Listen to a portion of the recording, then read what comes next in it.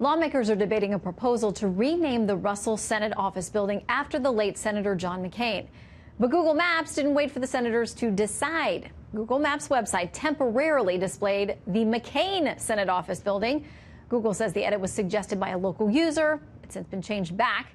Senior Capitol Hill producer Chad Pergram looks into the budding controversy over renaming the building and the tense history behind it.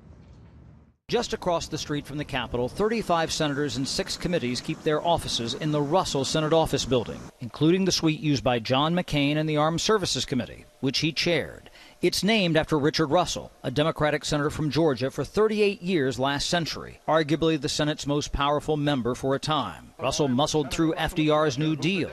He was a staunch anti-communist, but he was also a segregationist who repeatedly filibustered civil rights resolutions, even blocking bills banning lynchings. We believe the system of segregation is a reason to preserve peace and harmony between the races, said Russell. Russell may have been a Democrat, but Senate Democratic leader Chuck Schumer wants to strip Russell's name off the building and rename it after a Republican, John McCain. It's only fitting that his name should adorn a physical institution of the Senate, particularly one that housed the Armed Services Committee. South Carolina's Tim Scott is the African-American Republican in the Senate. Having a building named after him makes a lot of sense to me. But not everyone's on board. This is a question of making sure that however John is honored, I don't want to establish a precedent that we can unhonor somebody in the future. Here's what I hope we'll do. Instead of worrying about what to name for him, which we should name something or a bunch of things, is let's be more like him. Senate Majority Leader Mitch McConnell wants a bipartisan coalition to determine how to honor McCain.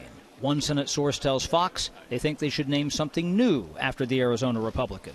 Of course, the Russell Building wasn't always named after Richard Russell. It used to just be called the Senate Office Building, or SOB for short.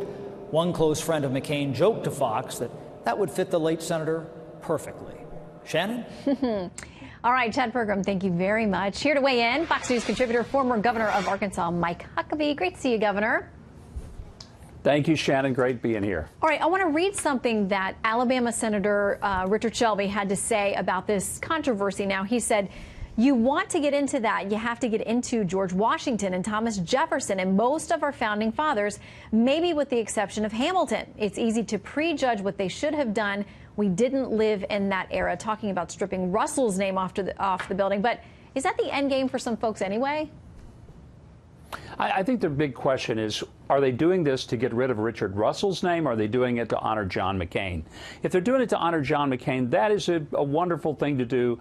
Is an American hero. This man served his country his entire life in ways that were beyond the call of duty. I mean, he is truly somebody who understood what sacrifice and service was all about. And any way to honor him, I've got no problem with. But I think people ought to be honest about it. And if Chuck Schumer, who I really doubt is all that concerned about honoring John McCain as much as he is creating some type of racial tension over Richard Russell's name, despite the fact that Russell was a Democrat. I don't know if Schumer remembers that or not, as were most of the segregationists that pushed against the civil rights legislation. But this is really one of those issues that if it's done to give John McCain a place of honor, then I applaud and would say I'm all for it. Well, and as his buddy Senator Lindsey Graham said, yeah, we should name stuff after him, but Lindsey Graham also thinks folks should act like him. So they'll debate that on Capitol Hill as well. I want to ask you, too, about all of this recent criticism of social media and that there are people who are trying to silence conservatives when it comes to these things. I wanted to point to a case of something that's going on at Facebook. David French writes about this in Facebook's Conservatives Find Their Courage. He says, a senior engineer named Brian Emerge, or you can correct me, Brian, please let me know how to say it, invited colleagues to join a group called FBers for Political Diversity. And the New York Times reports more than 100 people have joined. Indeed, the Times reports that angry colleagues have also tried to appeal to Facebook to shut down the group. So far, they've failed. Quoting the Times, the new group has upset other Facebook employees who said its online postings were offensive to minorities. So someone inside has recognized they have a diversity problem when it comes to political thought and is trying to do something about it. Not everyone's happy. I think it's pretty fair to say that Facebook is not exactly the Baskin-Robbins of social media where you have 31 different flavors. You've got one flavor, and it's liberal. It's left of center. And they've been pretty clear about that.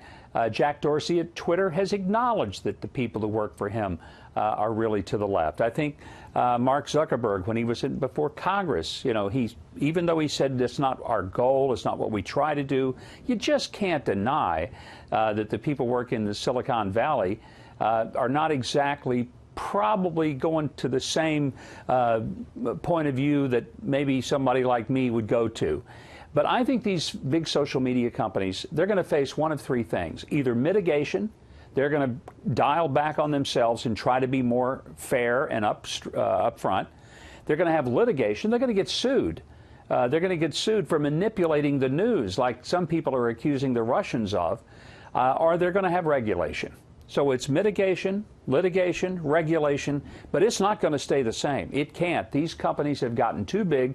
They're exerting way too much influence over people's thinking, how they vote, and how they're gathering their news. It's coming to a head, and probably soon. Well, several of their leaders of these big companies are due on Capitol Hill next week. Apparently, Google's not sending their top person, and at least one member of the committee has said, well, and this is a Democrat, we'll leave that seat blank and open for them. So we'll see how this goes on the Hill next week. In the meantime, Governor, thank you for weighing in. Always good to see you.